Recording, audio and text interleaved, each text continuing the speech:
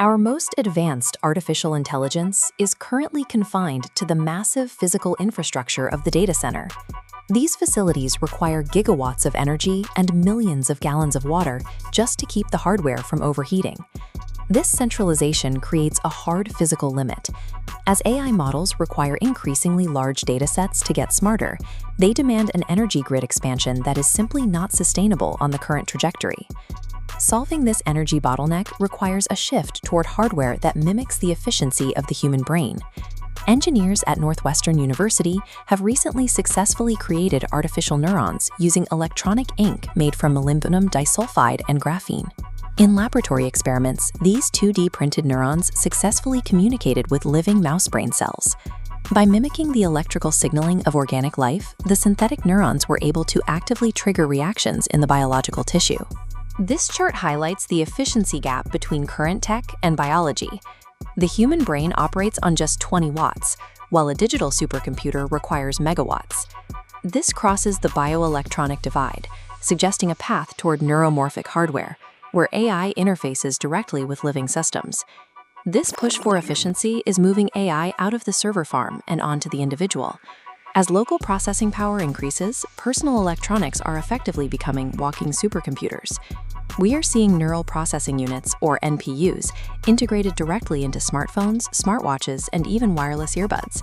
Since each earbud contains its own processor, the hundreds of millions of units shipped annually represent a massive distribution of AI hardware. By 2030, personal device AI performance will reach 1,000 trillions of operations per second, or TOPS. This shift enables edge computing.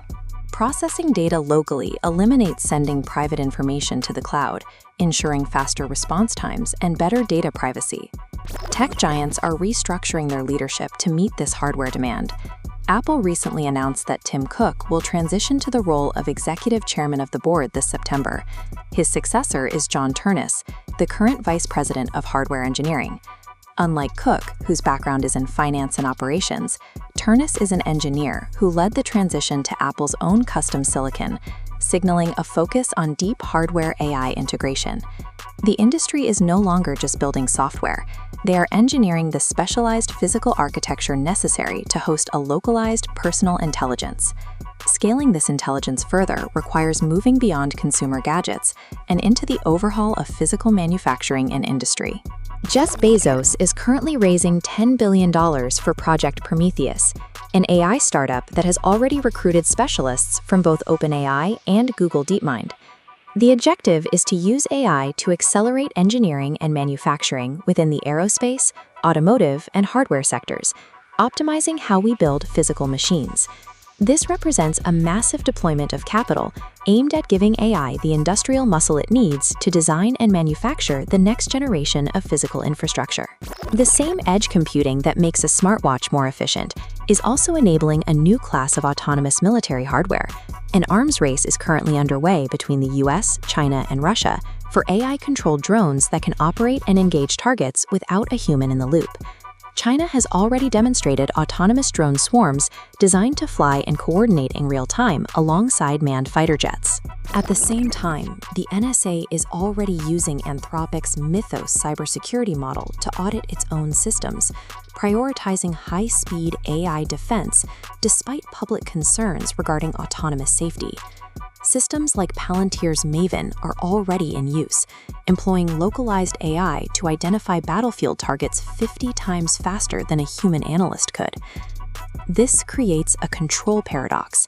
When defense systems operate faster than human thought, the window for human oversight and intervention effectively disappears. We are seeing a convergence across these fields. The drive toward localized physical intelligence links the synthetic neuron used in medical prosthetics directly to the technology powering autonomous defense systems. This integration is no longer a future scenario. It is the current infrastructure of our world. AI has moved beyond the screen and into our biology and our machines. As these systems become faster and more integrated into our physical reality, the central challenge has shifted. The question is no longer just, what can AI do?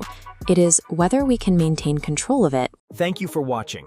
For more professional AI insights, remember to like this video and subscribe to AI Corecast.